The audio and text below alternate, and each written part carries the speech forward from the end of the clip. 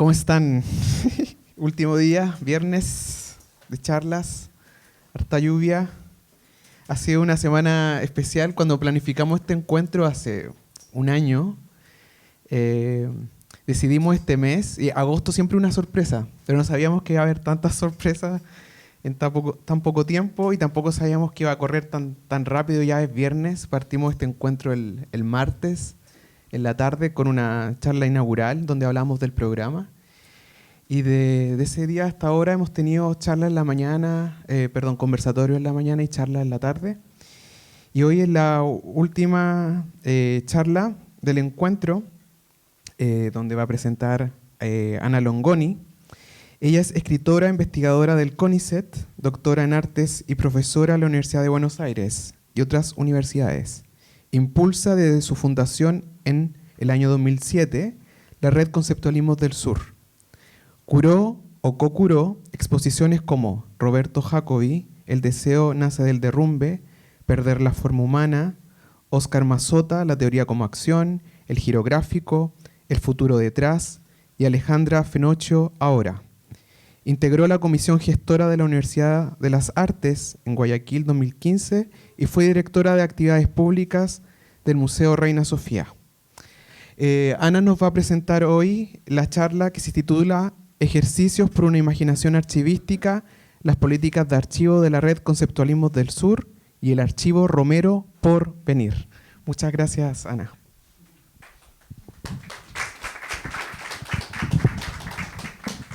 Bueno, gracias a ustedes por la invitación. Ser la última de un coloquio tiene la ventaja de que les escuché y que pude también, voy a poder o intentar retomar algunos hilos de lo que se fue planteando en estos días, pero también tiene la desventaja de que estamos todos muy cansados, ¿no? Ya llegando al final ahí con el último aliento. Pero bueno, también agradezco mucho la posibilidad de haber finalmente venido a Concepción. Había llegado incluso escrito sobre Concepción sin haberlo pisado nunca, así que ahora el compromiso es volver en una mejor temporada, ¿no? Primavera, verano. Pero bueno, buenísimo que logramos concretar este encuentro. Bueno, lo que les voy a compartir tiene como dos zonas. Una zona por ahí más... A ver, ahí va. Una zona como más, si se quiere, panorámica o que voy a sobrevolar más rápidamente, que tiene que ver con presentar así a grandes trazos, a grandes rasgos, las políticas de archivo que venimos impulsando desde la Red Conceptualismos del Sur. Acá también está Fernanda, que es integrante también de la red desde hace muchísimos años, así que muchas veces la voy a citar también a ella. Son entonces proyectos que, como recién mencionaba Eduardo, desde el 2007 estamos impulsando desde un colectivo disperso por buena parte de América Latina y también en algunos casos gente que vive en Europa. Esta frase que está aquí, la Red Conceptualismos del Sur, es una trama afectiva y activista que desde un posicionamiento plural sur-sur busca actuar en el campo de las disputas epistemológicas, artísticas y políticas del presente.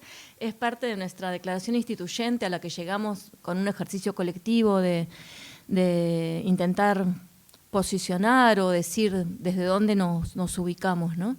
Bueno, contarles un poco los orígenes de la red. La red nació a partir de un encuentro de un proyecto de investigación que impulsó el artista catalán que falleció este año, Antoni Mercader, que se llamó Vivid Radical Memory, un proyecto que intentaba mapear los conceptualismos por fuera de los conceptualismos anglosajones más conocidos, ¿no? Entonces, el conceptualismo catalán, pero también los conceptualismos latinoamericanos, los conceptualismos de Europa del Este, ¿no? Y fue un encuentro en el que coincidimos algunos latinoamericanos que después decidimos fundar la red. Un poco tratando de ir como contra la idea de que finalmente era una convocatoria a un proyecto europeo, de una institución europea, en este caso el MACBA, en Barcelona, la que finalmente hacía que confluyéramos o que nos conociéramos incluso personas latinoamericanas que veníamos trabajando muy en coincidencia, ¿no? Muy con enfoques muy similares. Entonces decidimos en el 2007, dos argentines y dos peruanos, fundar la red. Y un año después ya la red se había multiplicado muchísimo y bueno, esos son mapas de de las conformaciones de la red a lo largo de los años. Hoy actualmente se calculan más o menos 50 personas integrando la red, algunas de manera más activa y participando en proyectos concretos, y desde al principio intentamos sobre todo funcionar de manera plenaria, de manera asamblearia, sobre todo los primeros años, mientras el colectivo no fue tan desmesuradamente grande, pero después se complicó muchísimo mover tanta gente, ¿no? Entonces, el último encuentro plenario fue en el 2018 en Buenos Aires. Estamos intentando ahora hacer un encuentro plenario presencial en México el año que viene, pero es ya bastante más espaciado, pero sí sostenemos 2 veces por año encuentros plenarios virtuales, ¿no? Y la red, estas son fotos de ese encuentro en Buenos Aires. Algo importante decir es que la red, si bien muchos de nosotros somos parte de instituciones, de universidades, de museos, de distintas instituciones, la red no es institucional, sino que parte de personas que somos activistas, artistas, investigadores, curadores, etcétera, y que estamos allí a título personal, ¿no? Esto también me parece importante decir, esto es en la terraza de la casa donde vive Fer, en la casa de Mabel Tapia en Buenos Aires, donde sesionó ese encuentro presencial de la red en Buenos Aires, y por iniciativa de Tamara Díaz Bringas, una querida integrante de la red cubana.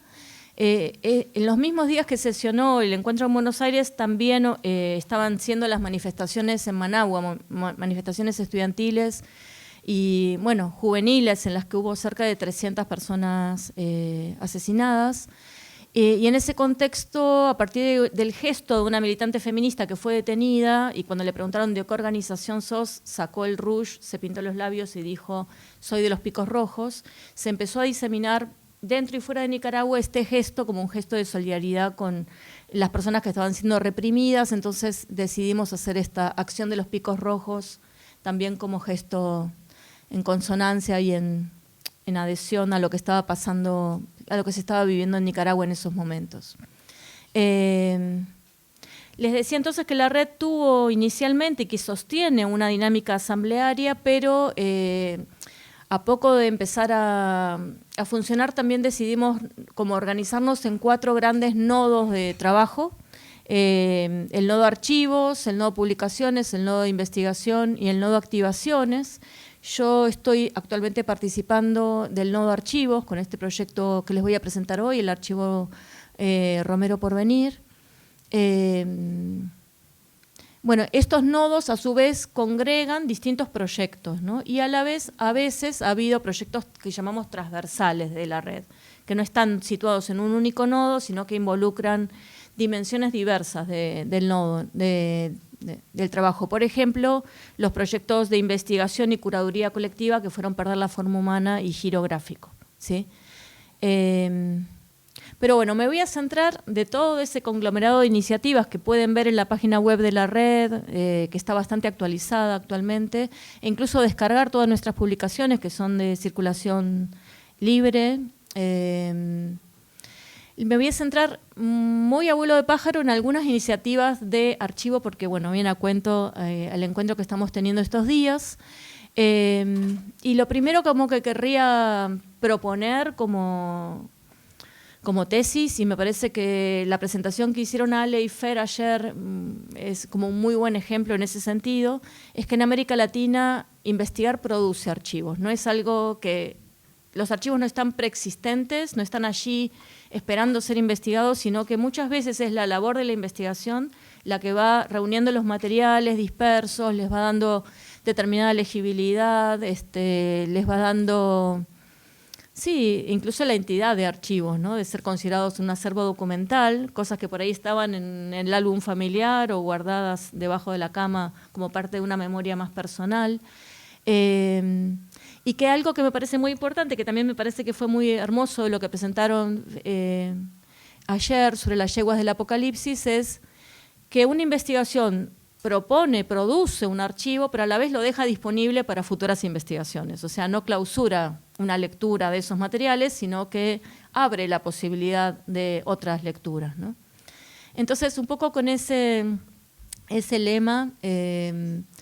Querría como contarles que cuando empezamos con la red en 2007 hicimos un primer ejercicio que yo lo llamaría de diagnóstico, de qué situación de archivos había en América Latina. Este primer ejercicio colectivo partía como de situar algunos rasgos, por ejemplo, la falta de políticas públicas, que esto por supuesto no es homogéneo en todo el continente, hay países con una política pública muchísimo más fuerte, por ejemplo México, ¿no? En relación a países con una legislación completamente débil o inexistente, caso Argentina, por ejemplo, ¿no? Entonces esa situación no es pareja, pero que en general hay esa falta de políticas públicas hacia los archivos de arte o de arte y política, pero que sí venían existiendo algunas iniciativas autónomas en pos de lo que podríamos llamar archivos del común o un patrimonio del común, que es, digamos, genera una diferencia entre el habitual par binario entre lo público y lo privado. Lo común está en un intersticio que es distinto, ¿no? Que abre otra brecha. Un caso en el que estuve involucrada en su fundación es el caso del CEDINCI, el Centro de Investigación y Documentación de la Cultura de las Izquierdas en Argentina. De ese tipo de iniciativas autónomas, pero no es el único caso, ¿no? Y un tercer factor que ya Sueli Rolnik con su furor de archivo estaba ya llamando la atención, ¿no? En los primeros años 2000 es la irrupción del mercado del arte como un factor de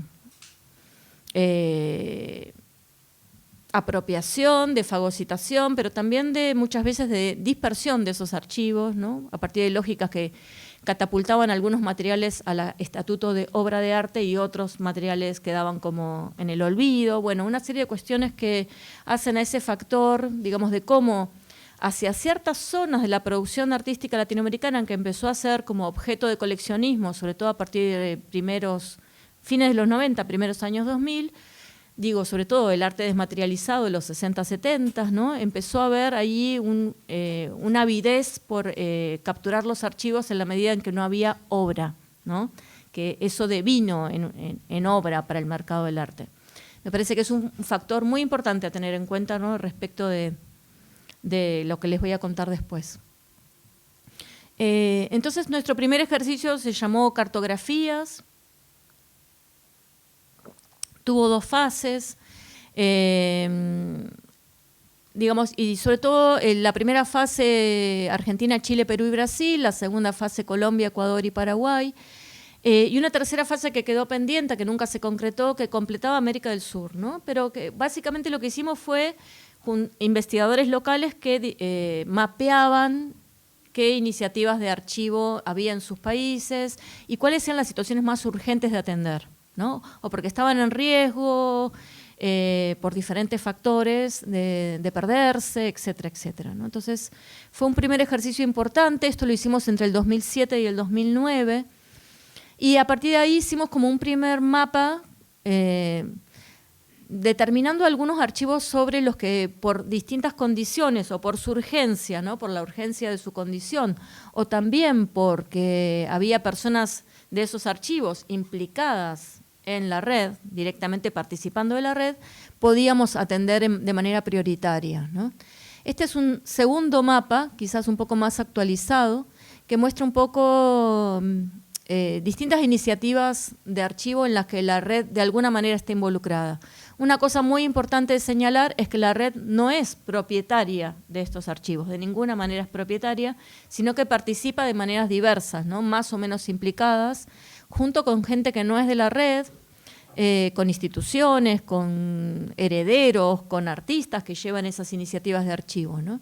Digamos que me llevaría todo el día contarles cada una de estas iniciativas, pero es para que tengan un pantallazo, ¿no? De las iniciativas en las que la red se ha ido implicando en distintos momentos a partir de los últimos años. Entonces, creo que una cuestión importante que hemos planteado, entre otras preguntas, tiene que ver con la idea de esto que dije, ¿no? La red no es propietaria, la red más bien habilita formas de usos comunes de esos acervos, de esos conjuntos documentales.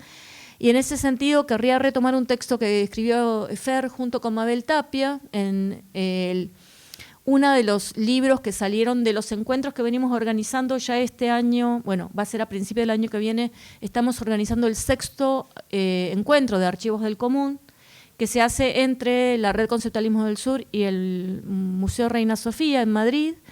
Y este fue el libro que salió de la 3ª edición, que se llamó, entre signos de pregunta, Archivos Inapropiables, justamente discutiendo en torno a la propiedad de los archivos. Y bueno, en ese texto de Fer y Mabel hay algo que me interesa mucho retomar, que tiene que ver con por qué son inapropiables esos archivos. Y ellas abren como 3 brechas de respuesta a eso.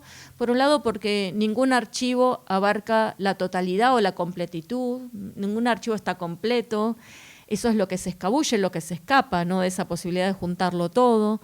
En otro sentido, porque hay algo, una segunda dirección, un segundo argumento tiene que ver con los sentidos que se activan, pero también se fugan, ¿no?, en contacto con un archivo. Un archivo a veces es enigmático, es hermético, es críptico, ¿no?, para una lectura.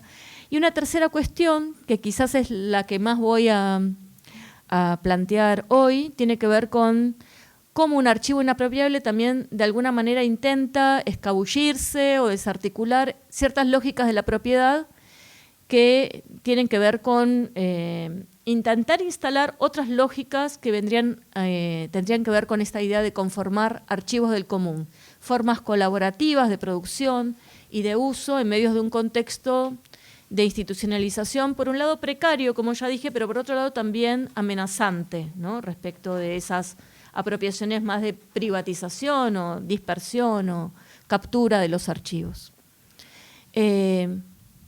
Una de las iniciativas de archivos más fuertes de la red, en la que más hemos puesto energías y esfuerzo, es una página web que se puede consultar que se llama archivosenuso.org. Archivos en Uso empezó primero con el archivo de Roberto Jacobi, que fue resultado de la investigación que dio como, digamos, que tuvo que ver con la exposición, el deseo hacia el derrumbe, de 2011, pero también con la publicación de una antología crítica de textos de Roberto, sociólogo, artista fundamental de la escena artística argentina desde los años 60 hasta hoy. Y bueno, habiendo hecho ese archivo, dijimos, bueno, ideal ponerlo a disposición en la web, ¿no?, para que el tiempo acotado de una exposición no limite la posibilidad de consulta de ese material.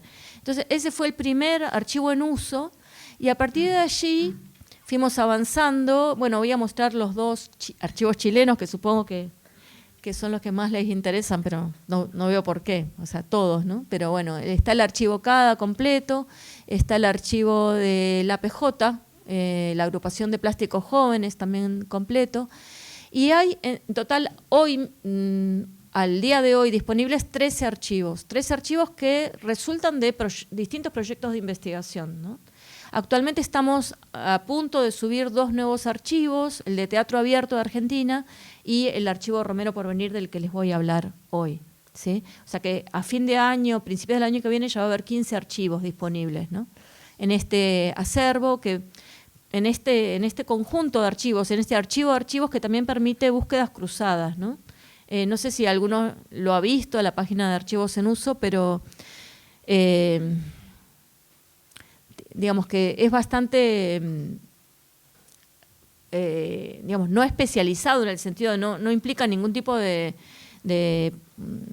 dificultad en la búsqueda, y cualquier persona interesada, no sé, en ver que hay de un año un nombre propio o determinada palabra clave, puede bucear fácilmente por esa plataforma, ¿no?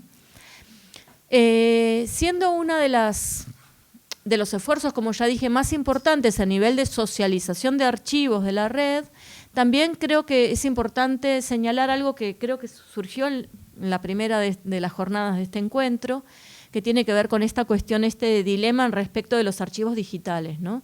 Que es cierto que los archivos digitales democratizan el acceso, lo facilitan, etcétera, etcétera, pero por un lado no resuelven el destino de los archivos materiales. O sea, ¿qué pasa cuando terminamos de digitalizar un archivo?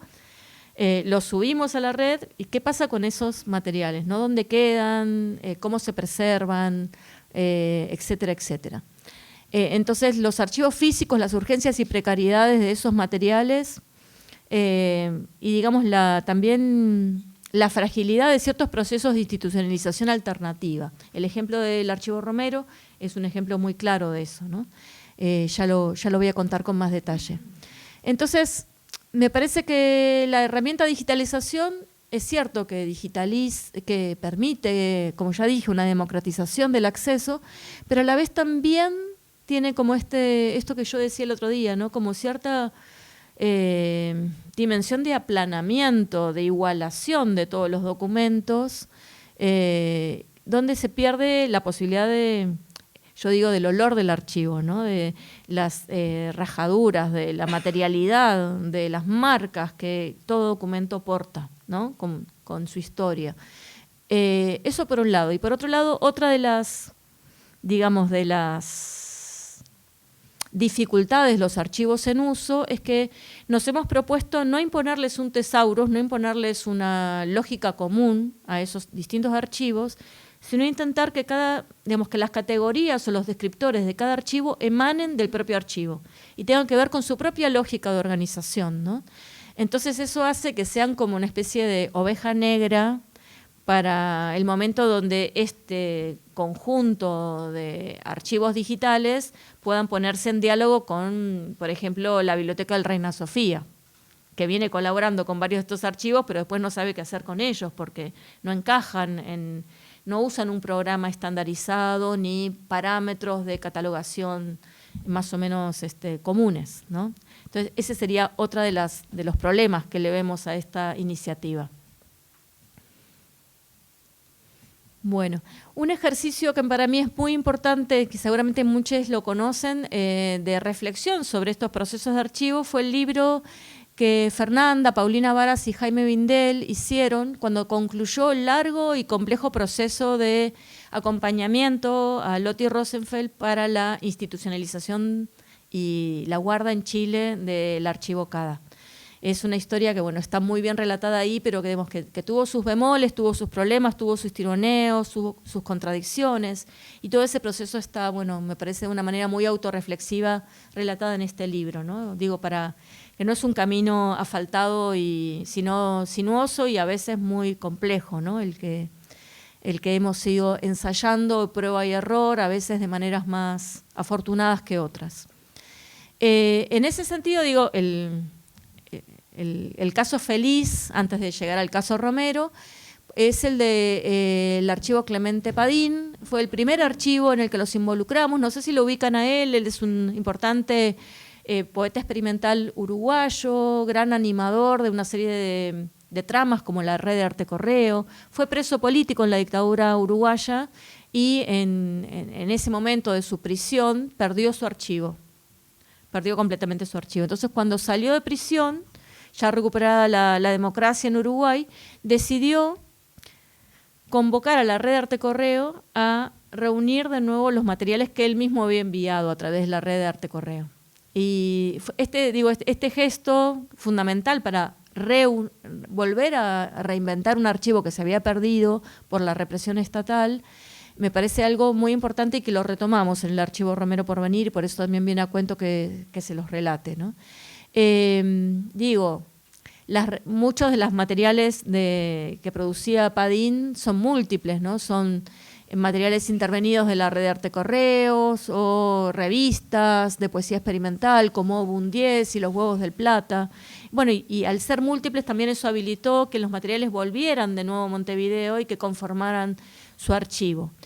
Clemente es integrante de la red desde el año 2008 y él tenía su archivo en la cocina de su casa en Montevideo en estas condiciones. O sea, era un archivo que estaba arriba en una especie de pequeño compartimento, muy húmedo, imposible de consultar incluso por él mismo. Esta era la condición del archivo. Entonces, cuando, gracias a Clemente, empezamos a trabajar con la posibilidad de institucionalizar de alguna manera en un espacio público el archivo, empezamos a hablar con el Archivo General de la Universidad de la República, y hoy el archivo está allí, depositado en un lugar, bien cuidado, en la Universidad Estatal de Uruguay. Ha sido activado con diferentes iniciativas, encuentros de investigación, etcétera, etcétera. Y el año pasado, finalmente, después de… Clemente tiene 80 y pico de años y él mismo decidió pasar de la figura del comodato a la figura de la donación, viendo bueno, que ya se aproxima el último tramo de su vida y también viendo lo que había pasado con el Archivo Romero, que ahora se los voy a contar, él mismo decidió hacer ese tránsito, ¿no? Y firmar la donación definitiva de su archivo a la universidad. Digo, este sería un caso de acompañamiento feliz, ¿no? Que ha terminado un archivo que estaba inaccesible y en riesgo y que ha terminado en un espacio público. Incluso ahora Clemente está donando el material de su archivo que todavía no había donado y que su biblioteca o los materiales de los últimos años, porque sigue muy activo. Entonces es un archivo también que no está cerrado, ¿no? Que todavía está abierto.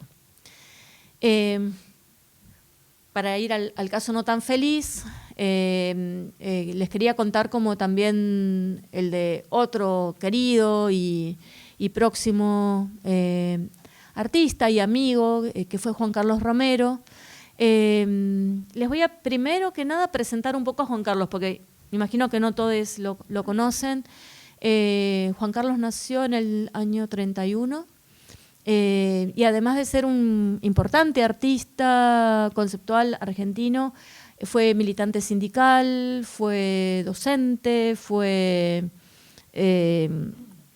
un activo animador de la sindicalización de artistas, fue gestor, curador y sobre todo fue un enorme archivero, archivista, archivante. Voy a tomar esa palabra archivante que usan las amigas del archivo Constelaciones y que me gusta mucho porque habla en gerundio, ¿no? Como el gesto de archivar como una actividad permanente.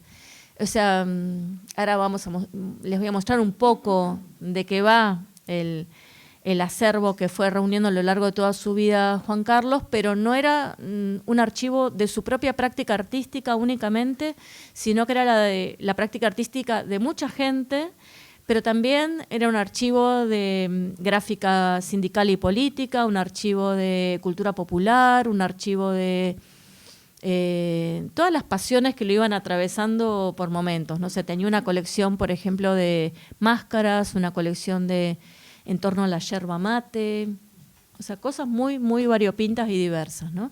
Para hacerles un paneo muy pequeño, este es uno de los primeros afiches que él diseñó en el año 64 como parte de una lista opositora en el gremio de Telefónico. Él era trabajador de Telefónicos, de Entel, y que ya habla como de su gusto por las imprentas de tipos móviles, ¿no? Que muy poco después empezó a usar como un componente o un vector fundamental de su trabajo artístico, ¿no? Era grabador, y empezó a ser grabado experimental, por ejemplo, en torno a tipografías encimadas, solapadas. Este es un ejemplo del año 68. Este es un trabajo que hace en el 66 como parte de la importante exposición en homenaje a Vietnam, en medio de la guerra de Vietnam, trabajando también con la idea del corte, de la cesura, pero también de tomar diarios, recortes de los diarios, cosa que también fue un modo fundamental del trabajo, de la forma de hacer de Juan Carlos, ¿no? El recorte de titulares, de fotos de los diarios, etc. Este es un grabado que fue premiado en un premio privado que se llamó Swift & Swift, que funcionaba en un frigorífico, digamos, era un premio que llamaba un frigorífico, el frigorífico Swift, y él, intentando burlarse un poco de la institución, mandó frases de Jonathan Swift, del escritor, en contra de la propiedad privada, en contra del capitalismo, etcétera, y las escribió como con esta forma que experimentó mucho en ese momento, donde al encimar una letra al lado de la otra, el texto estaba ligeramente críptico, ¿no? O difícilmente legible. Swift le dio el primer premio, que implicaba la adquisición de esta obra, que se suponía que él mandaba un poco para horadar la institución. Digo, esas contradicciones o esas rápidas también apropiaciones por parte de la institución. También me interesa el gesto, ¿no? Que era un grabado experimental que obligaba a mirar para abajo, cosa que habitualmente vieron que hay una forma de visualidad de las exposiciones que siempre es así, y al obligarnos a mover el cuerpo también implica otras dimensiones del habitar la exposición, ¿no? Bueno, Juan Carlos era militante político de la izquierda, estuvo, no de manera orgánica, pero sí simpatizó con distintos grupos de la izquierda guevarista, y en los primeros años 70 estuvo, digamos que mostró simpatías, aunque no fue militante orgánico, tanto de Montoneros como del ERP, o sea, de la militancia armada, de la guerrilla en la Argentina. Esta es una obra suya, 2 obras del año 72, dentro de una muestra que se hizo al aire libre y que fue clausurada. Esto inauguró un viernes y el domingo, por orden del gobierno, la policía fue a decomisar las obras y a destruirlas, con tan mala suerte que la policía, para desinflar este enorme globo que había hecho Juan Carlos, inflado con gas helio, le acercó un cigarrillo, el globo explotó, entonces hubo toda una denuncia de que había habido un atentado terrorista y persecución a Jorge Glusberg, que era el director del CAIC en ese momento, y a los artistas, ¿no? Pero digamos que el componente político estaba muy fuerte. No sé si esa obra es tan explícita acá, pero son todas palabras del lunfardo carcelario, ¿no? Y que hablan de la tortura, hablan de la violencia policial en la cárcel. Esta es una obra del año 73, una obra colectiva. Él había sido invitado a un premio de otra empresa privada, Acrílico Paulini, que lo que quería era promover el uso del acrílico entre los artistas, como un modo de valorizar ese material, ese nuevo material. Y lo que Juan Carlos hizo primero fue el gesto de colectivizar ese espacio que él tenía, porque era un premio por invitación, armó un colectivo, y luego subieron en ese momento el Museo de Arte Moderno de Buenos Aires funcionaba en ese momento en el edificio del Teatro San Martín, en el piso 9º, subieron por la escalera, porque no andaba el ascensor, los 9 pisos, y llevaron un montón de ladrillos. De un lado lo empapelaron con los afiches del ERP, los afiches que había hecho el Ejército Revolucionario del Pueblo en homenaje a los mártires de Trelew, que eran 16 presos políticos fusilados el año anterior, y del otro lado un afiche que había diseñado el propio Juan Carlos con una escena de violencia de la derecha peronista hacia la izquierda peronista en ocasión del intento de retorno de Perón en el 73. Por eso el título de la obra terminó siendo Ezeiza Trelew, ¿no? Que arma una analogía entre esas dos masacres del 72 y del 73 que fueron tan sonadas, ¿no? en los inicios de los años 70 en la Argentina. Ustedes me preguntarán dónde está el acrílico, ¿no? Bueno, acá. Lo único que había de acrílico era una gotita de sangre de este porte que Vigo, que también colaboró con esta obra, había hecho en esta especie de tarjeta manifiesto que se repartía a los asistentes, ¿no? Eso era lo único de acrílico que pusieron. Y es interesante cómo se presentan en el catálogo. Vieron que en el catálogo habitualmente hay una biografía artística. Ellos se presentan como con una foto de Montoneros, no sé si lo alcanzan a ver en la mitad, ¿no? Y hablan de no alcanzo a leerlo desde acá, pero bueno, como un grupo activo y comprometido en la realidad nacional. Digamos, muy lejos de un currículum artístico, lo que están diciendo es: usamos esta ocasión de un premio para colar en la institución artística una crítica política y colar de alguna manera un fragmento de la calle, ¿no? Al interior del museo. Esta quizás es la obra más conocida de Juan Carlos de los años 70, no sé si la ubicaban, ¿la conocen? Se llama Violencia y fue la primera vez que Juan Carlos usó la imprenta de tipos móviles para imprimir un afiche. Ya lo había hecho, como ya les mostré, ¿no? Dentro del activismo sindical, pero esta vez lo hace para una instalación artística, ¿no? Y a partir de ahí fue uno de los lenguajes fundamentales de toda su trayectoria, ¿no?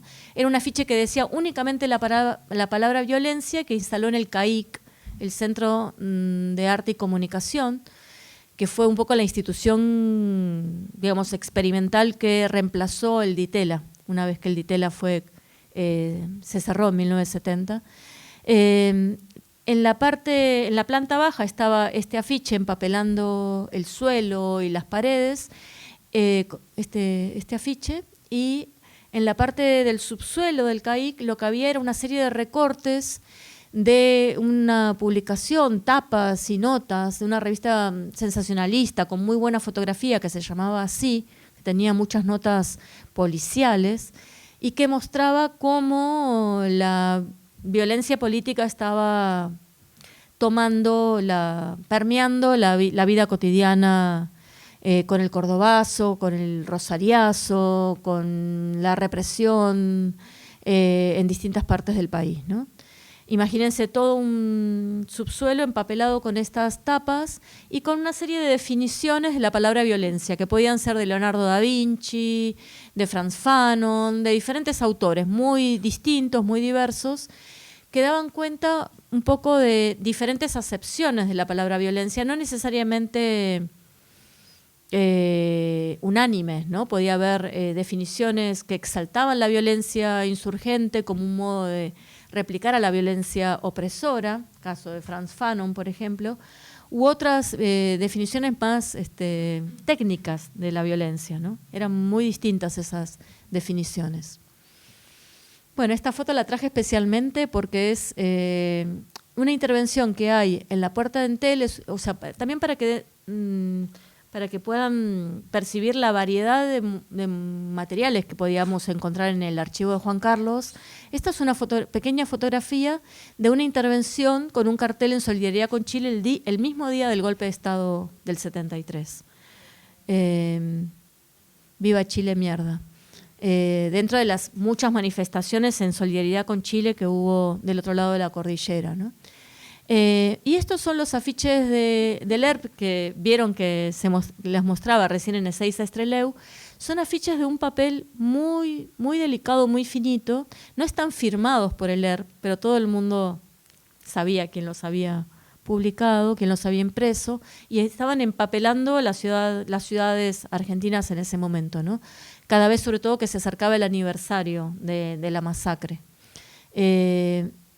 Estos afiches yo solo los vi en el archivo de Juan Carlos Romero, dentro de la colección de gráfica que reunía, no sé, cerca de 3.000 afiches y carteles de políticos, sindicales y artísticos, desde 1930 hasta el 2017, año que falleció Juan Carlos. O sea, todos los días él llevaba un nuevo afiche a su colección, ¿no? Cada vez que salía a una marcha o a dar una vuelta, volvía con afiches húmedos de engrudo todavía, ¿no?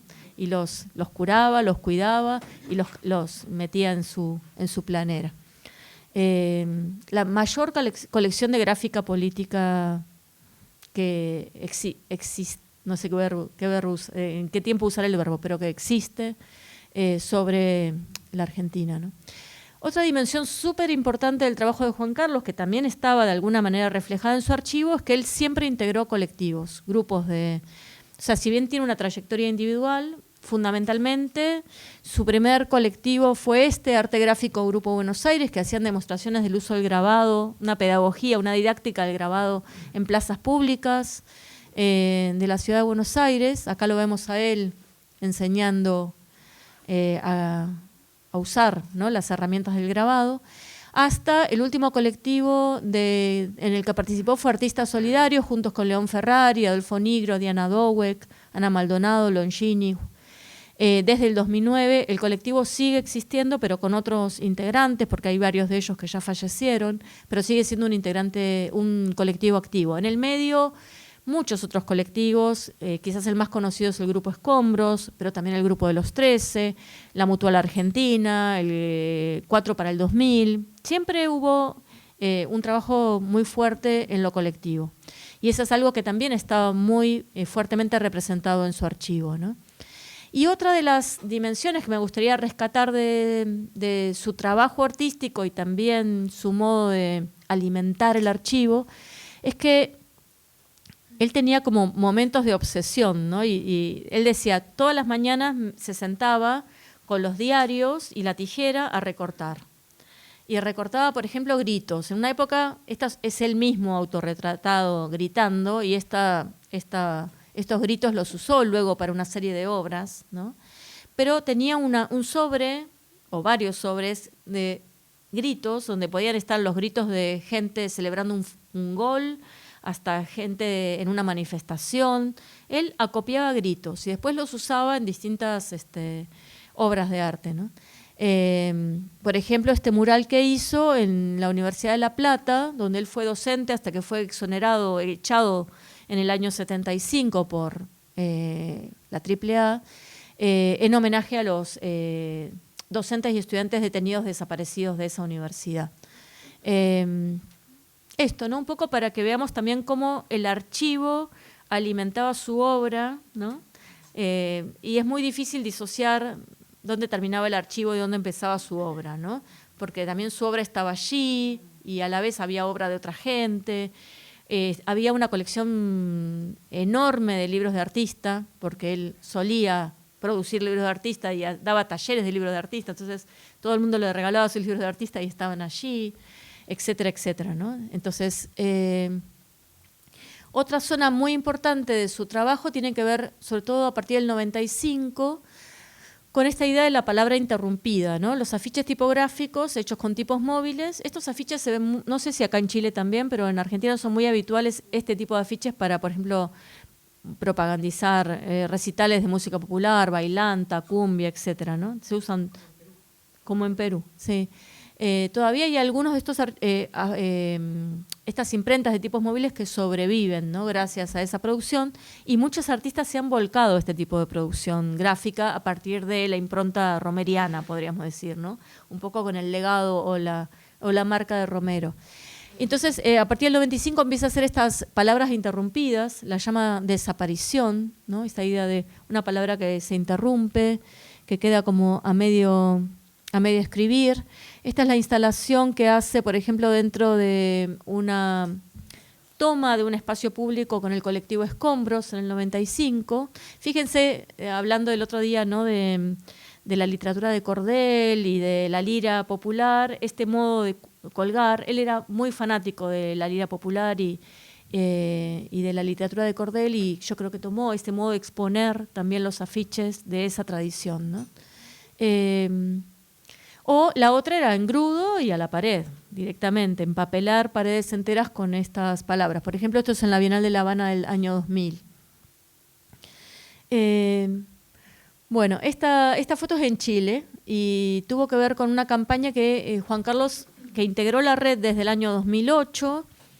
Me acuerdo que viajamos juntos a Chile para el encuentro de la red que tuvo lugar en 2009 y trajimos los afiches de Ahora Todos Somos Negros, en el contexto donde, ¿se acuerdan? 2009, 2010, donde estaba todo el tema de la parafernalia de las celebraciones de los bicentenarios de América, ¿no? Sobre todo México, Argentina, no sé si Chile es 19 también, ¿no?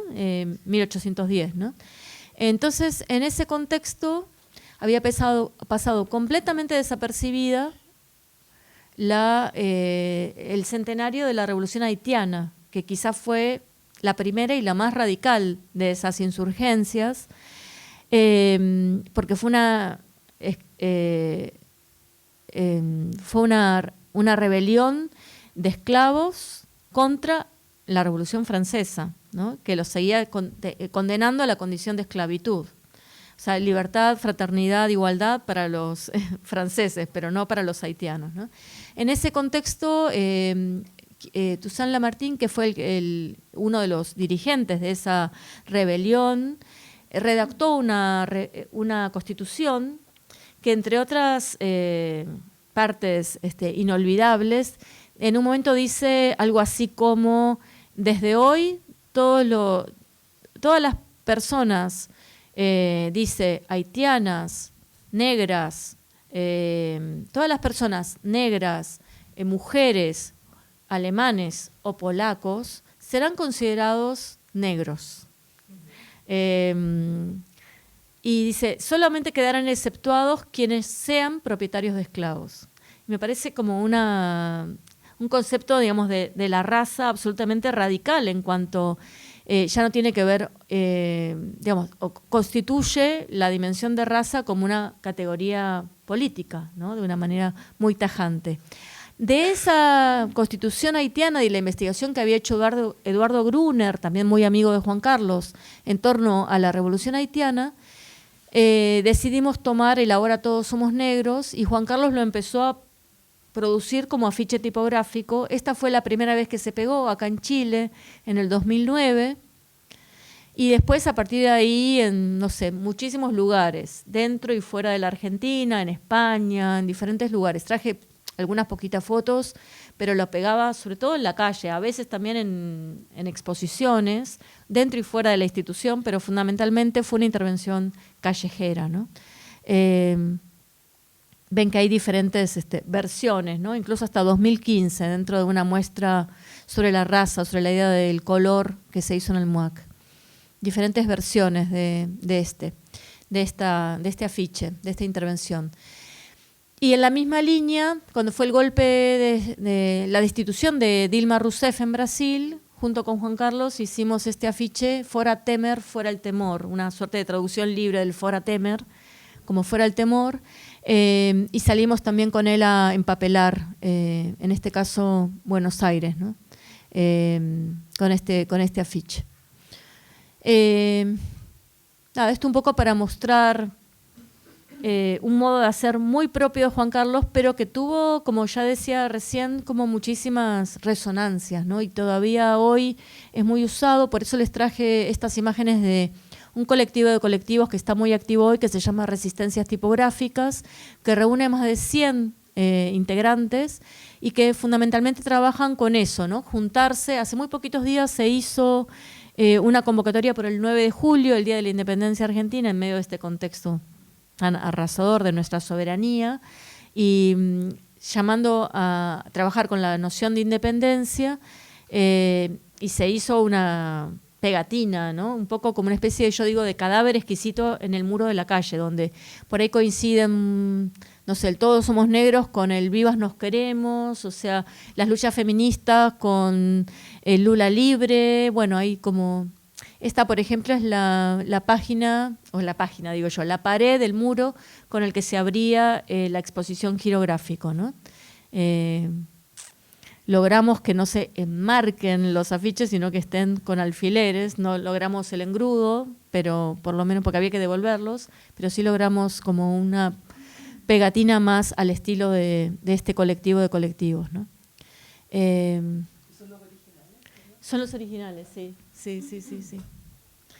Bueno, nada, estas son un poco con algunas fotos de su casa. Él, como digo, habitaba su archivo de una manera muy activa, un archivo que estaba todo el tiempo alimentándose de nuevos materiales, alimentando su obra, en un ida y vuelta que es muy difícil de separar. Pero su casa, que era bastante grande, no alcanzaba para todo el archivo. Entonces él también ocupaba lo que había sido la casa de sus viejos, donde él había nacido en el barrio de Avellaneda, un par de cuartitos ahí. Y en un momento dado, él decidió destinar la venta de una obra al Reina Sofía, la obra Violencia, que está hoy en la colección del Reina Sofía, el dinero que había logrado cobrar por esa venta, a comprar un inmueble para el archivo.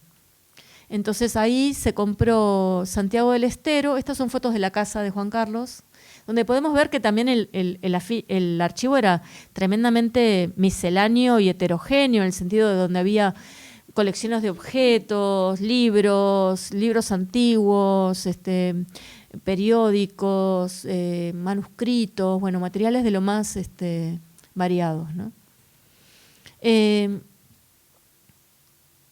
Bueno, lo que hicimos fue entonces desplazar, mudar lo que había en la calle México, que es la casa de Juan Carlos, y Avellaneda, que era la casa de los padres, que había sido de los padres, a este nuevo edificio, esta nueva casa en la calle Santiago del Estero, en el 2014. O sea, desde el 2008 empezamos a trabajar con él en la idea de institucionalizar el archivo, crear condiciones, o sea, Algo que no dije es que, por ejemplo, yo trabajé con el archivo de Juan Carlos desde los años 90. De hecho, mi libro Vanguardia y Revolución está dedicado a él y dice, sin su archivo yo no hubiera podido hacer esta investigación. O sea, fue un archivo completamente fundamental para que pudiéramos investigar, no solo yo, sino muchísima gente, ¿no?, sobre distintos temas.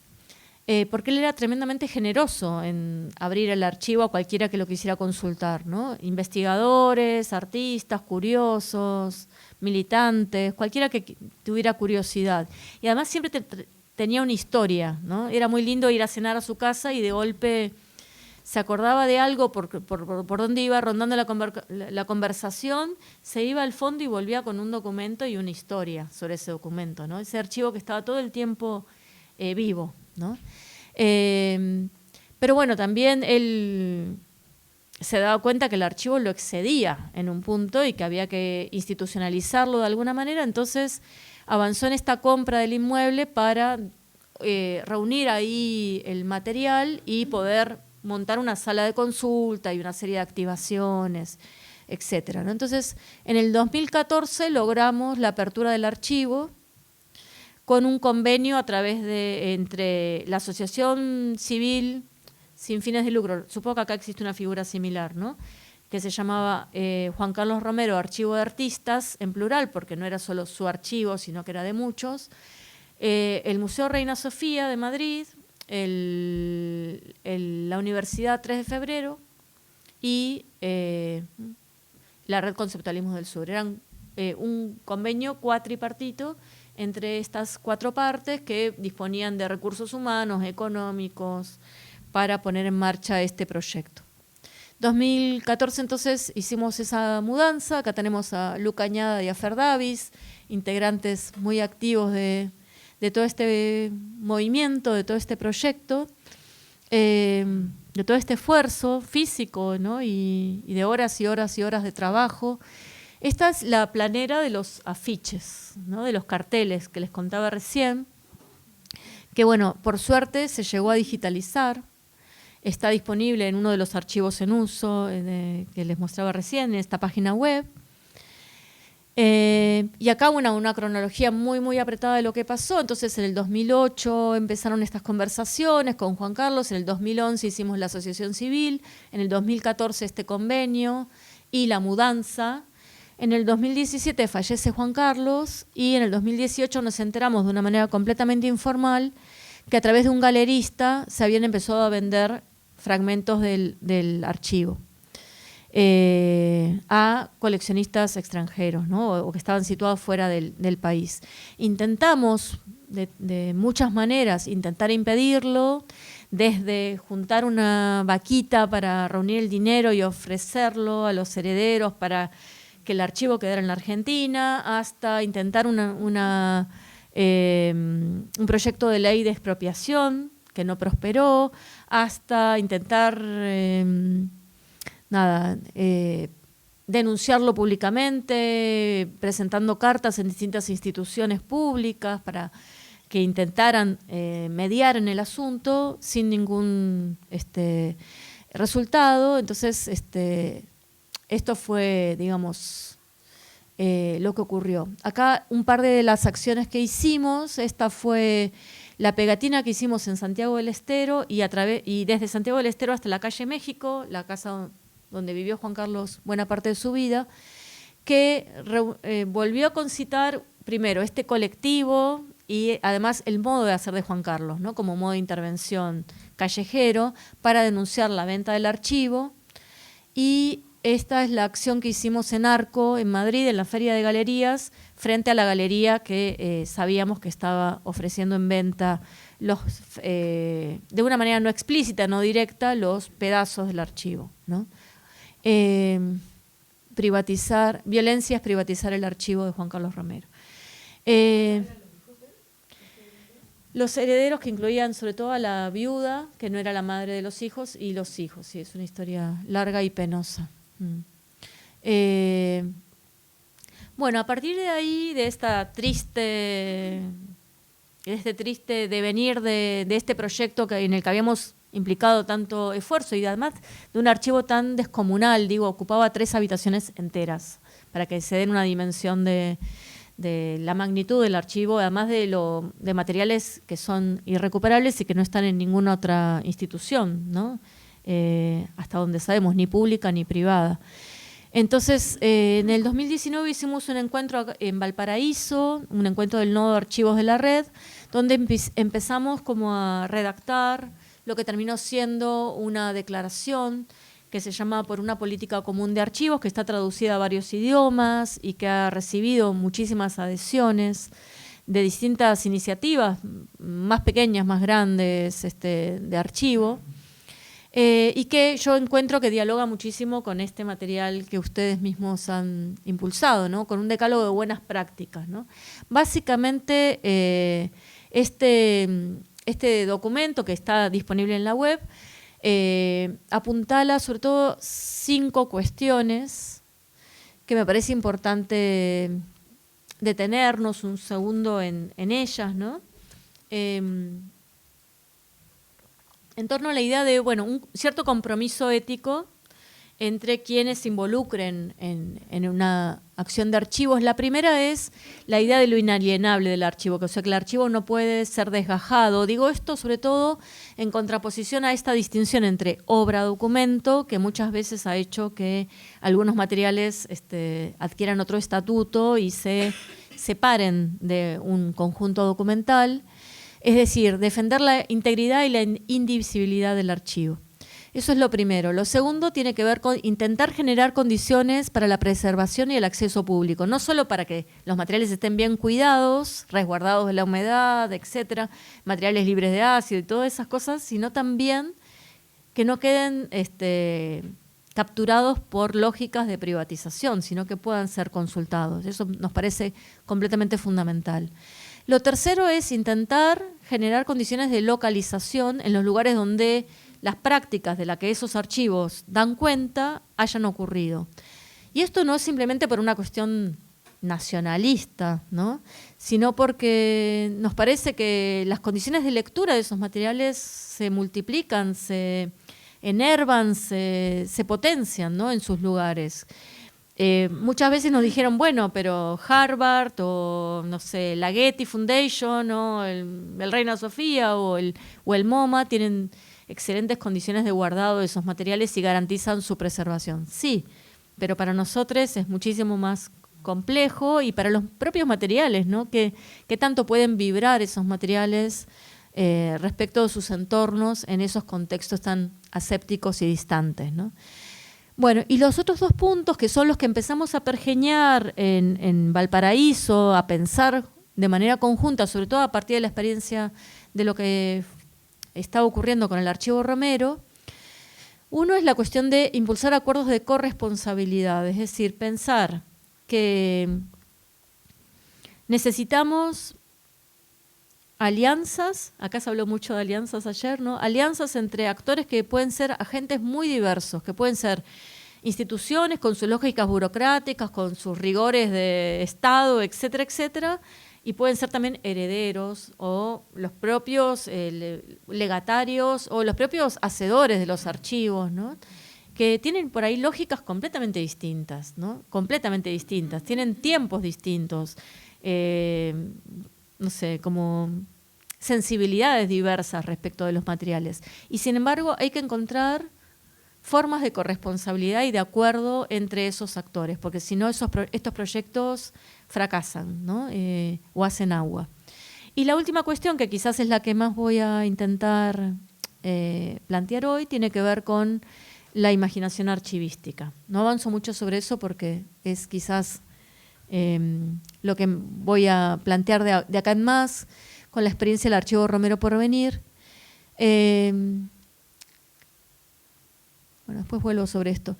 Pensando sobre todo bueno, voy a poner un ejemplo de lo que entendemos por imaginación archivística en torno a una experiencia de un colectivo de Guayaquil, en Ecuador, que en torno a una huelga anarquista del año 22, de la que existía un relato mítico muy presente en la memoria colectiva de la ciudad y sin embargo no había un solo documento, no había una sola foto, decidieron ficcionalizar las fotos, ¿no? Crear un dispositivo por el cual estudiantes, sindicalistas, etcétera, pusieron el cuerpo para volver a tomar las fotos en los mismos lugares, recrearon las banderas, volvieron digamos, a actuar situaciones de represión. Y fue muy impactante lo que pasó cuando de golpe estas fotos empezaron a circular. Después terminaron en esta publicación que les mostraba recién, las fotos del obrero, pero empezaron a circular y empezaron a correr los rumores de que había aparecido el archivo. O sea, como una ficción de archivo podía generar incluso la idea de, bueno, aparecieron documentos que nunca antes habían tenido lugar. Entonces, cómo la ficción de archivo puede ser una estrategia, ¿no?, para revelar un archivo desaparecido, pero también para activar una conexión, si se quiere, vital, ¿no?, con esa memoria, reavivar esa potencia colectiva y sobre todo componer una nueva comunidad, que no es la misma, pero que es una comunidad que se dispone colectivamente a actuar esas situaciones, ¿no? Bueno, ahí sí vuelvo a esta definición. Entonces, con lo que hicimos a partir de ahí es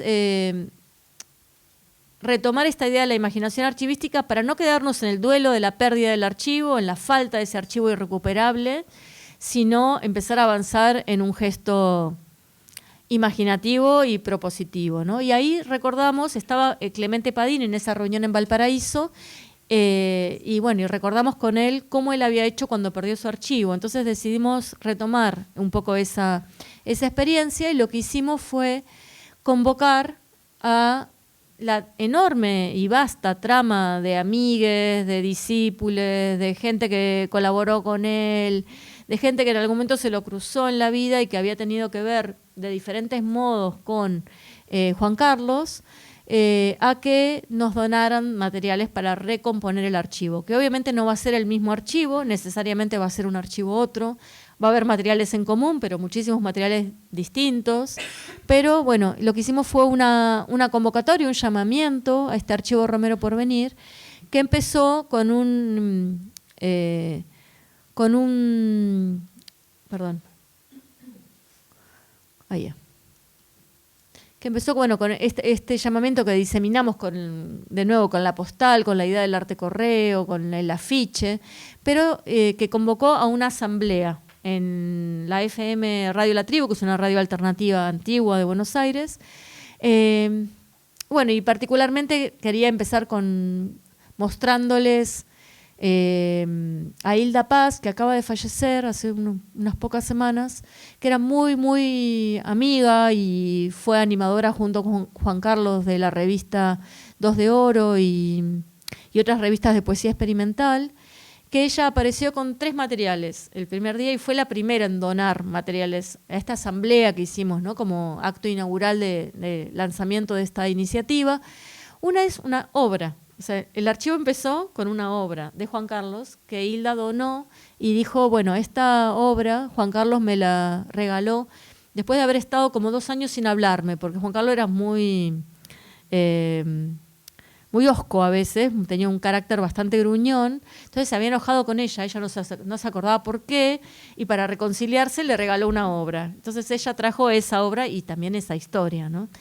Y después trajo una bolsa de plástico de una zapatillería de Quilmes. Hilda vivió toda su vida en Bernal, que es un barrio del Gran Buenos Aires.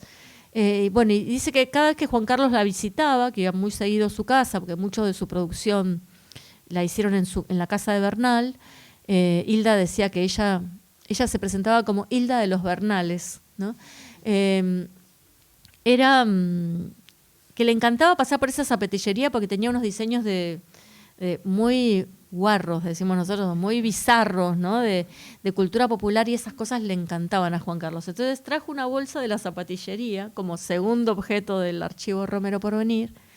Y el tercero es un afichito, ¿no?, del nunca 30.000 nunca más, que es un afiche que Juan Carlos ha hecho en diferentes versiones. Esos son los 3 primeros materiales del archivo que ya tiene, bueno, y lo siguiente que hicimos después de la asamblea, por supuesto, fue una pegatina, porque una convocatoria en nombre de Romero que no huela engrudo no es una convocatoria. Entonces hicimos una pegatina. Me encanta que ahí está en el medio Hilda, y que Hilda llevó un afichito, el que está rojo arriba, ¿lo ven? Que dice Romero volvé. Una especie de invocación espectral a su amigo, ¿no? Bueno, esta fue la acción que hicimos, ahí por la... Esto fue en el 2022. 2022. Este es el resultado de esa pegatina. Bueno, actualmente tenemos cerca de 500 documentos de 45 donantes distintos, ¿no? Y algo que me parece como re interesante también pensando en el archivo de ustedes, el que están componiendo de prácticas visuales del Bio, es que una decisión muy importante fue componer también un registro de memoria oral, porque todos los documentos vienen necesariamente acompañados, y digo, es muy fácil con los mensajitos de teléfono resolver eso sin mucha complicación. Todos vienen acompañados por una historia de por qué creen que ese material debería estar en el archivo Romero Porvenir, ¿no? Porque Juan Carlos lo hubiera hecho, si estuviera vivo hubiera hecho esta obra, o porque esto tuvo que ver con una convocatoria donde él participó, o porque le encantaba, no sé, por diferentes motivos que siempre tienen que ver con los vínculos personales, ¿no? Que las relaciones afectivas, ¿no? Que traman esta iniciativa. Bueno, con esos más de 500 documentos hicimos una base de datos que estamos terminando de pulir y que en breve va a ser el archivo en uso número 15. O sea, va a estar disponible en la web. Y para volver al problema de lo virtual no resuelve lo material, el material que actualmente estamos reuniendo por ahora en mi casa va a terminar en la Universidad de La Plata, en el archivo del Centro de Arte de la Universidad de La Plata. ¿Por qué la Universidad de La Plata? Porque es una universidad en la que Juan Carlos fue docente, fue fundador del sindicato docente, hasta el año 75 estuvo muy activo y siempre tuvo mucha relación con esa ciudad. Entonces nos parecía que estaba bueno, y además en ese archivo está el material de Luis Pasos, el material del Grupo Escombros, el material de Ginsburg, de diferentes artistas muy próximos a Juan Carlos. Entonces nos parecía que estaba bien acompañado, ¿no? Ese archivo. Entonces la dimensión material de este proyecto va a estar alojada en una institución pública, y la dimensión virtual va a estar alojada en la página de Archivos en Uso. Digo, como no podía ser de otra manera, este archivo también activa no solo la reunión de estos materiales y de estas memorias colectivas, sino también de los modos de hacer de Juan Carlos. Y entonces hay un modo de hacer fundamental de Juan Carlos en esta dimensión de su trabajo colectivo, que son los libros muestra. No sé si acá se hace algo similar, pero es algo que empezaron a hacer en los años 80. Voy a mostrarles algunos. Por ejemplo, bueno, estas son las revistas que dirigía con Hilda, la Tzara y la 2 de Oro. Estos son materiales que están dentro del archivo, por eso la película que se filmó sobre Juan Carlos, bueno, materiales que van desde pancartas, objetos, manuscritos, múltiples, pinturas, bueno, y que dan cuenta de un hacer múltiple, ¿no? Como era Juan Carlos, archivero, formador, artista, curatorial, militante, pero también una trama afectiva que es sumamente fundamental, ¿no? Bueno, nada, pasaron cosas recontra lindas, como que fuimos a verla a Ana Maldonado, que era compañera de Juan Carlos en distintas iniciativas, entre otros artistas solidarias, y nos esperaba directamente con una muestra. Había montado en su taller una muestra de las cosas que iba a donar.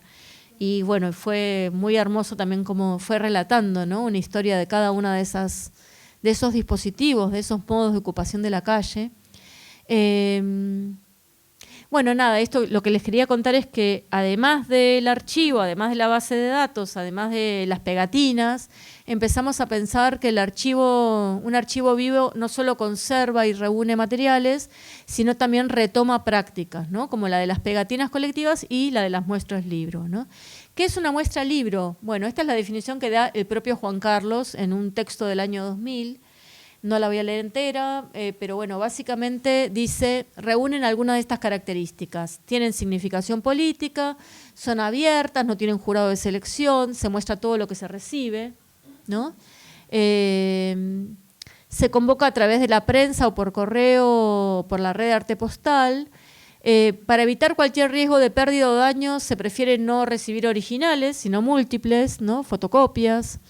De un formato determinado, por ejemplo, la hoja oficio, la hoja carta, la A4,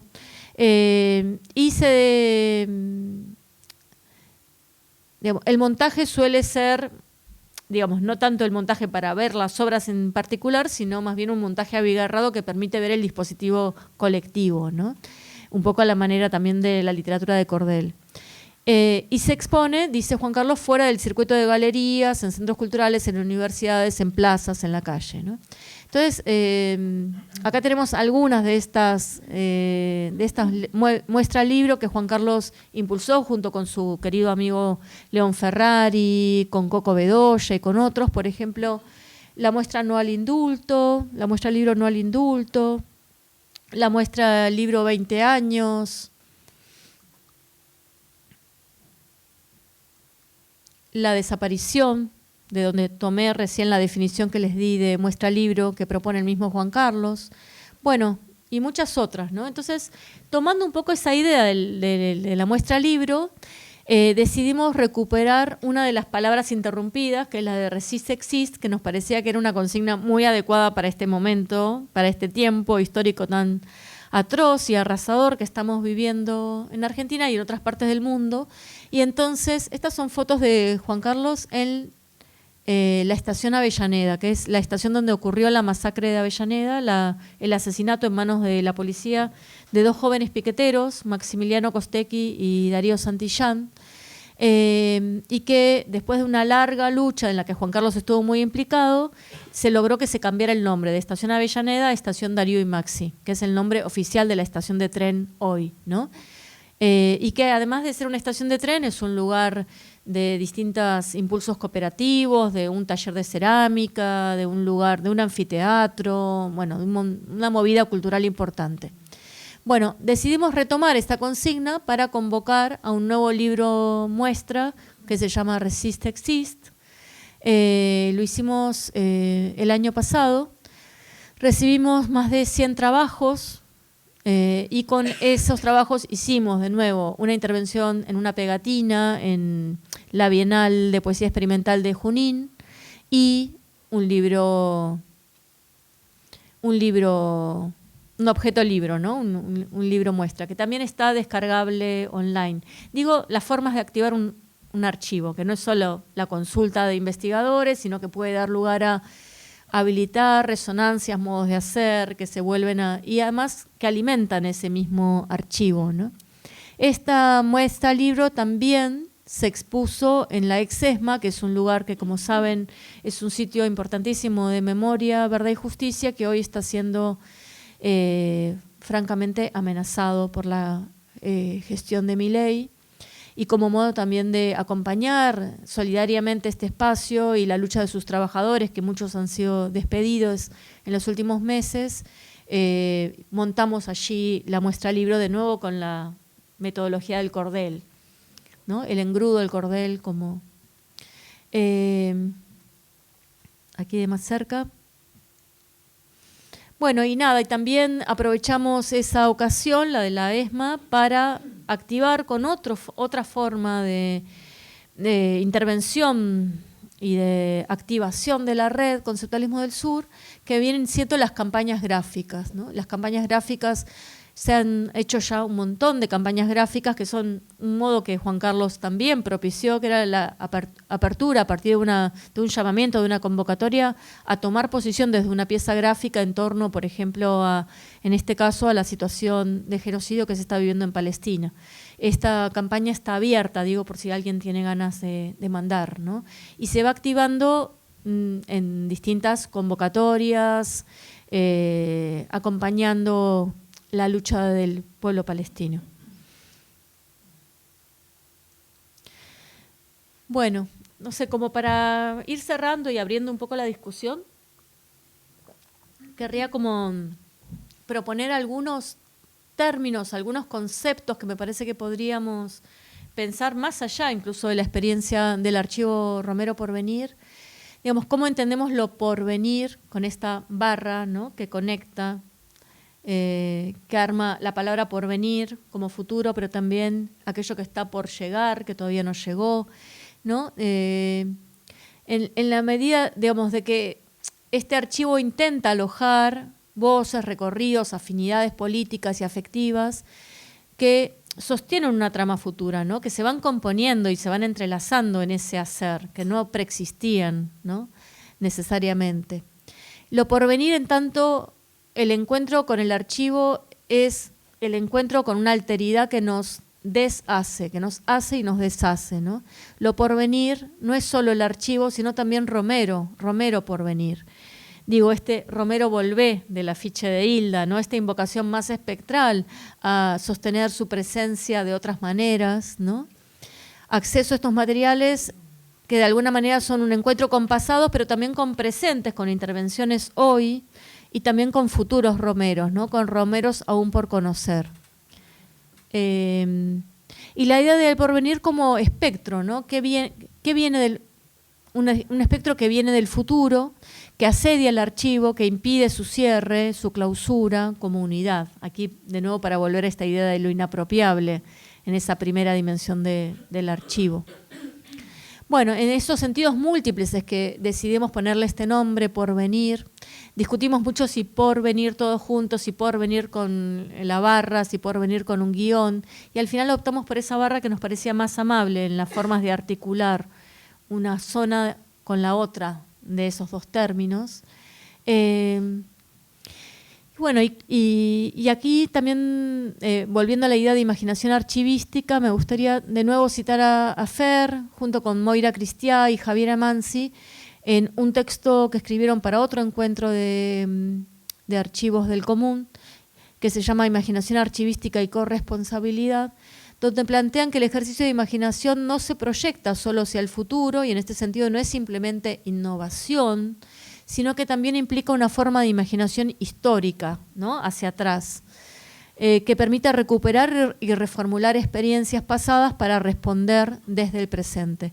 Y ahí me parece que hay una fórmula que venimos pensando mucho desde distintos proyectos de la red, por ejemplo, Girográfico, o el proyecto expositivo que hicimos en el 2024 que se llamó El futuro detrás, un colectivo de investigación en Buenos Aires, que tiene que ver con otras formas de pensar la temporalidad, ¿no?, donde ya no apelamos a ninguna idea de linealidad, sino más bien pensamos desde cosmovisiones no occidentales, ¿no?, en un futuro que viene del pasado, ¿no?, y que puede abrir brechas de porvenir también.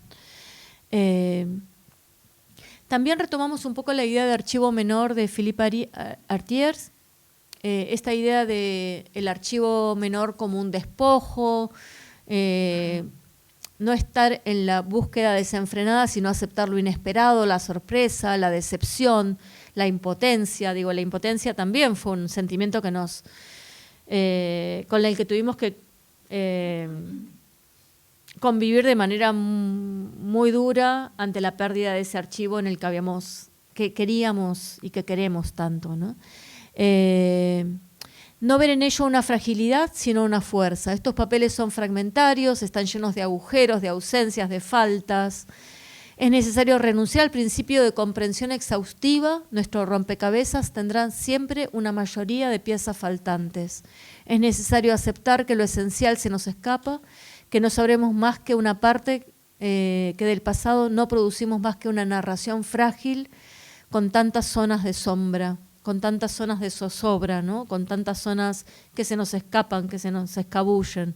Digo esto por la idea de la incompletitud como condición necesaria, no solo por lo que dejamos afuera, por lo que decidimos dejar afuera, sino por lo que necesariamente se escapa y es imposible de reunir o de completar o de entender incluso.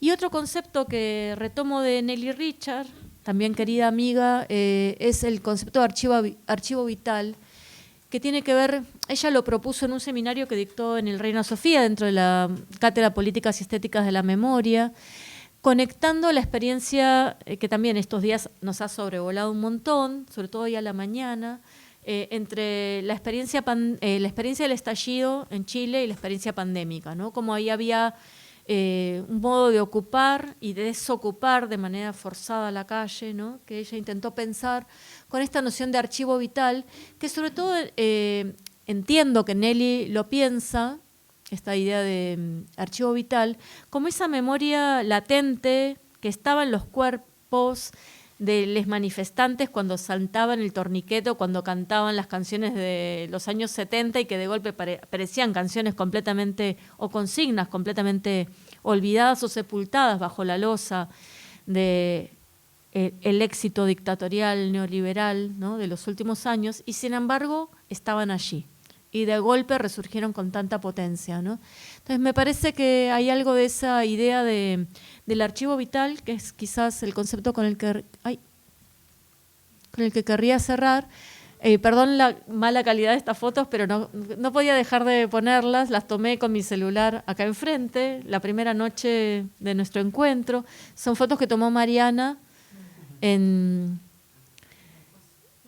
aquí mismo. Hoy a la mañana estuvimos por ahí con Natacha, ¿no? Queda el pedestal vacío, digo, ¿no? El momento mismo donde cae la estatua de Valdivia y lo que pasa, ¿no? Y yo digo, ¿cuántos de los cuerpos que están aquí estuvieron, ¿no? Y guardan un archivo vital de esa experiencia como una experiencia que está ahí, ¿no? Absolutamente, inexorablemente presente, aunque a veces latente, ¿no? Entonces me parece que estaba bueno conectar esa noción de Nelly a esta experiencia local y tan vívida. Y ahí pensaba también en esta foto que para mí es como el modo que concita de una manera absolutamente poderosa, ¿no? Esa idea del archivo vital, que es Norita Cortiñas, bueno, una querida madre de Plaza de Mayo, que falleció hace unos meses. En esta, era muy, no sé si la vieron alguna vez, pero era muy pequeñita de tamaño y tenía una fuerza increíble, arrasadora. Y bueno, y en este cuerpo, ¿no? En esta sonrisa, en este estar en todas partes, porque era impresionante en todas las partes donde lograba estar, donde en ese cuerpo está, ¿no? El pañuelo blanco de las madres, ¿no? Este dispositivo que era el pañuelo pañal, que hablaba de esas madres arrojadas a la lucha política en 1977, ¿no? Confrontando con la más atroz dictadura, reclamando por sus hijos e hijas, ese pañuelo pañal bordado sobre la cabeza y a la vez el pañuelo verde de la lucha por de la legalización del aborto en la Argentina, que también se propagó por América Latina, ¿no? Sé que también acá se usa. Y este gesto, ¿no? Que es el gesto de las disidencias lésbicas en los años 80, sobre todo, cuando Ilse Fuscó y un pequeño grupo de lesbianas se empezaron a reunir en un día y horario de la semana fijo, en una esquina en Florida y Lavalle, y simplemente y en silencio hacían este gesto, ¿no? Y ella, bueno, retoma en este gesto las tres, ¿no? Ese triple legado que se articula, se potencia, se retroalimenta, ¿no? Escribí sobre esto un texto que se llama Pañuelos y tiene un subtítulo que dice algo así como cuando las madres se hicieron feministas o se reconocieron feministas y las feministas encontramos madres, ¿no? Hay algo de esa, me parece, de esas luchas y de esos dispositivos tan baratos y tan sencillos como el pañuelo que transmiten, ¿no? Todo un legado muy, muy potente, o el gesto con la mano, ¿no? Entonces me parece que ahí hay un archivo vital potentísimo. Y bueno, y para volver a Juan Carlos, que no podía estar en el sur de Chile sin traer una obra que me interesa mucho compartirles, pero que tiene como este preludio para que se entienda mejor la obra, que les voy a mostrar después. Esta es una obra que él hace en 1980. Él se va al exilio a Centroamérica y vuelve en el 80, todavía en dictadura en Argentina, y hace esta obra que se llama Camuflaje. Vieron que trabaja mucho con su rostro, ¿no? Con el autorretrato. Entonces empieza a hacer, a partir de una definición más biológica de lo que es el camuflaje en distintas especies animales y vegetales, él digamos, se pinta la cara. Podemos pensar en el camuflaje militar, ¿no? También, cómo pasar desapercibido, ¿no? En medio de la dictadura. Hace esta serie. Y muchos años después, cuando hace la obra que les voy a mostrar enseguida, en 2010, dice, hice la obra Camuflaje, en la época del proceso de la última dictadura, haciendo una analogía con lo que nos pasaba a nosotros en ese momento, que éramos militantes políticos, tratar de disimularnos. La segunda vez, que es esta, usé una máscara que compré en el Carnaval del Uruguay. Tenía la cara descubierta y estaba desnudo. Se llamaba DD, Detenido Desaparecido. Y en 2010 hace esta serie, fue una de sus últimas exposiciones. Cada vez que alguien viajaba a Chile, le encargaba, trata de conseguirme algo de los Selknam. Tenía absolutamente una fijación con los Selknam, ¿no? Y trataba de conseguir materiales. Me acuerdo que alguna vez le llevé un libro, alguno de estos libros, no me acuerdo cuál, de Anne Chapman. Bueno, y finalmente convirtió esa pasión en esta otra versión del camuflaje, ¿no? Y fíjense que lo hace en el 2010, el mismo momento que está haciendo la campaña Todos Somos Negros. Y lo hizo, según cuenta en esta misma entrevista, como otro modo de intervenir en las celebraciones fastuosas que estaban ocurriendo por el Bicentenario. Dice, bueno, hay ahí un exterminio que quiero señalar. Y lo quiero señalar desde el propio cuerpo, ¿no? Desde esta pintura ritual que él decide colocar en su cuerpo.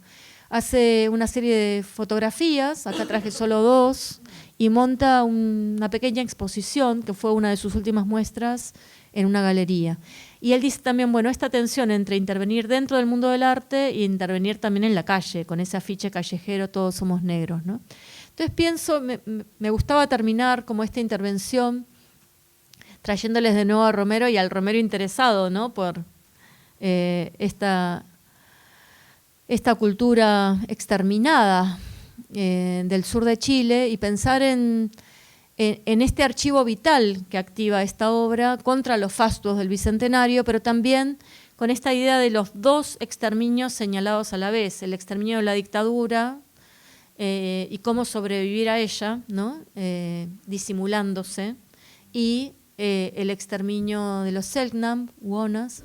Y también me parece que hay algo que atraviesa el modo de hacer de Juan Carlos y de muchos otros artistas, activistas, que tiene que ver con el cuerpo como un territorio de invocación, ¿no? También de eso estuvimos hablando bastante estos días, con varias prácticas que estuvieron por aquí, digo, desde la performance, la ritualidad. Entonces me parecía que estaba bueno también traerles como esta posibilidad de... Seguramente ustedes van a hacer una lectura muchísimo más precisa que la que puedo hacer yo de esta obra, pero me gustaba mucho traerles a este Juan Carlos y su Yo, el otro, la serie de los Selknam.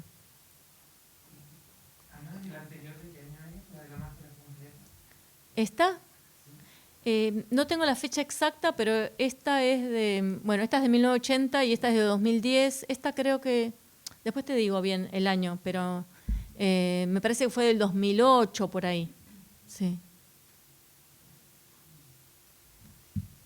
Bueno, obviamente él mismo armaba esta serie, ¿no? O sea, partía de la hora del 80, que tuvo que ver con ese momento donde cómo sobrevivir a la dictadura siendo militante político. Nada, es muy fuerte que ese archivo que logró sobrevivir hasta por lo menos 2017, 2018, tenía un montón de materiales quemantes, ¿no? Así como mucha gente quemó, enterró sus bibliotecas, bueno, ahí había un montón de materiales, afiches, publicaciones del ERP, de Montoneros y de otras grupalidades de la izquierda argentina. Digo que también hay algo de esa forma me parece, de cómo el archivo puede ser un lugar también de resguardo, ¿no? Y no solo de exposición, cómo puede también cobijar, esconder en sus pliegues materiales que puedan pasar desapercibidos, ¿no? El camuflaje. Bueno, con esto cierro un poco para abrir la discusión más bien o para compartir con ustedes más en plan conversación. Lo dejo ahí a Juan Carlos.